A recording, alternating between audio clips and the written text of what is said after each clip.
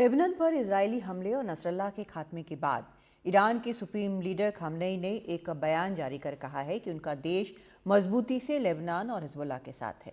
उन्होंने ये भी कहा कि इस हमले से इजरायल की क्रूरता उजागर हुई है। ईरान और इजरायल की अदावत भी काफ़ी पुरानी है। अब खतरा दोनों देशों के बीच युद्ध का भी बनता जा रहा है। लेबनान के बेरूत में हुए हमले में ईरानी सेना का डिप्टी कमांडर अब्बास निलफोरोशन भी मारा गया।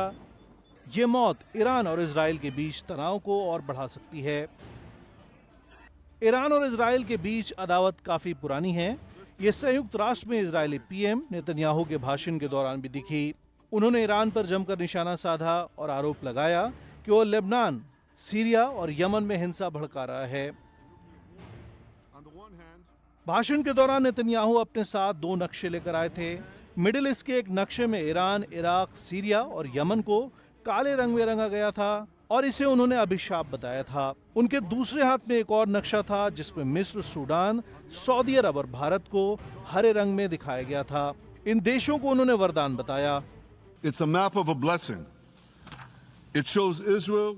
मेरे पास यहाँ 2 मैप हैं, आशीर्वाद और अभिशाप। ब्लेसिंग मैप के बारे में बात करते हुए हम साफ रूप से देख सकते हैं कि इजरायल अपने हवाई साझेदारों के साथ एशिया और यूरोप के बीच एक पुल का निर्माण कर रहा है। इसके माध्यम से हम लोगों की भलाई और कल्याण के लिए ऊर्जा pipeline, fibre optics cable, rail लाइनें बिछाएंगे। जहां तक द कर्स मैप की बात है तो ये आतंक का एक आर्क है जिसे ईरान ने हिंद महासागर और मध्य सागर के बीच बनाया है। इससे जलमार्ग व्यापार बाधित हुआ है और अंत में देश नष्ट हो गया है। Malignant arc has shut down international waterways. It cuts off trade. It destroys millions, destroys nations from within, and inflicts misery on millions. UNGA के मंच से नेतन्याहू ने ईरान को धमकी दी कि अगर ईरान हम पर हमले करेगा तो हम भी जवाब देंगे। I have a message for the tyrants of Tehran. मेरे पास एक मैसेज है तेहरान के लिए कि अगर उन्होंने हम पर स्ट्राइक किया तो हम उन पर स्ट्राइक करेंगे।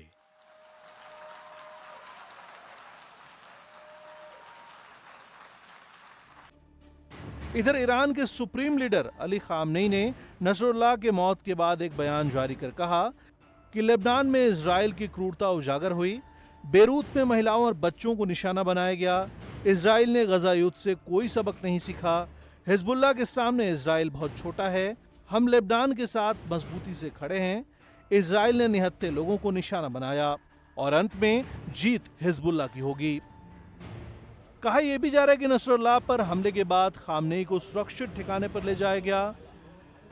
अमेरिका हर संभव कोशिश कर रहा है कि इजरायल और लेबनान के बीच युद्ध विराम हो जाए। युद्ध में उसकी मदद लेने वाला इजरायल बाइडेन की भी नहीं सुन रहा। हमास, हूती और लेबनान के बाद अगर इजरायल और ईरान के बीच भी जंग शुरू हुई तो ये दुनिया के लिए और भी चिंता की बात होगी। Bureau report, NDTV.